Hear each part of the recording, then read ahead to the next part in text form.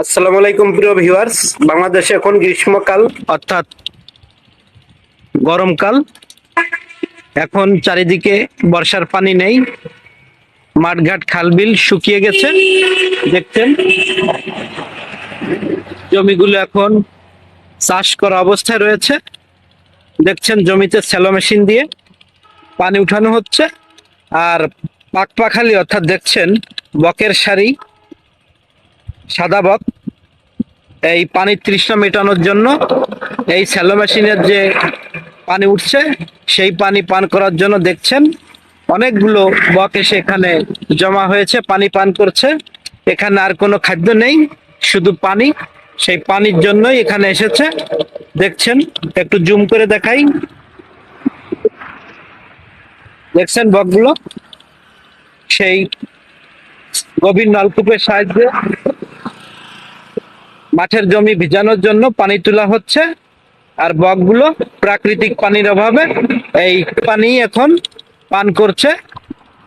দেখছেন পানির অপর নাম জীবন, তার বাস্তব প্রমাণ আপনারা দেখছেন। বকগুলো জীবন বাঁচানোর তাগিদে এখন এখানে এসে পানি পান করছে। প্রাকৃতিক পানির অভাবে বকগুলো এখন সেচের পানির সাহায্য নিচ্ছে।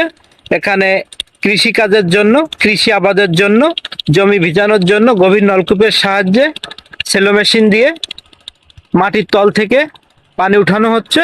আর বকগুলো সেই পানির সন্ধান পেয়ে এখানে এসে পানি পান করছে। আসলে যার যেটা প্রয়োজনের তাগিদে আমরা জীবন বাঁচানোর জন্য যাই জীবিকার সন্ধানে। দেখছেন বকগুলোর কাছে কৃষক যাওয়ার ফলে বকগুলো উড়ে একটু দূরে সরে গেল, অপরূপ সৌন্দর্যের সৃষ্টি হলো।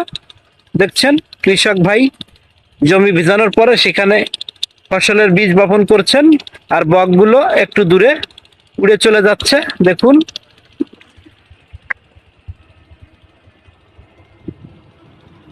দেখছেন গাছের দিকে চলে গেল,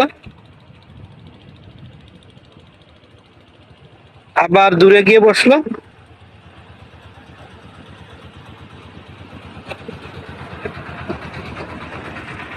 দেখছেন আবার উড়ে আসছে।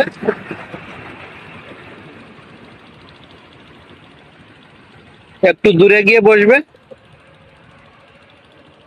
পানি আসলে দূর দূরান্তে ছড়ানো হচ্ছে। দেখছেন পলিথিনের পাইপের সাহায্যে দূর দূরান্তে মেশিনের সাহায্যে পানি যাচ্ছে, আর বকগুলো দূরে চলে গেল। দেখলেন উড়ে মানুষ থেকে একটু দূরে নিরাপদ স্থানে, যেখানে ভয় নেই সেখানে। ভিডিওটি দেখলেন, ভিডিওটি দেখে ভালো লাগলে ভিডিওটি লাইক কমেন্ট ও শেয়ার করে সাথেই থাকবেন।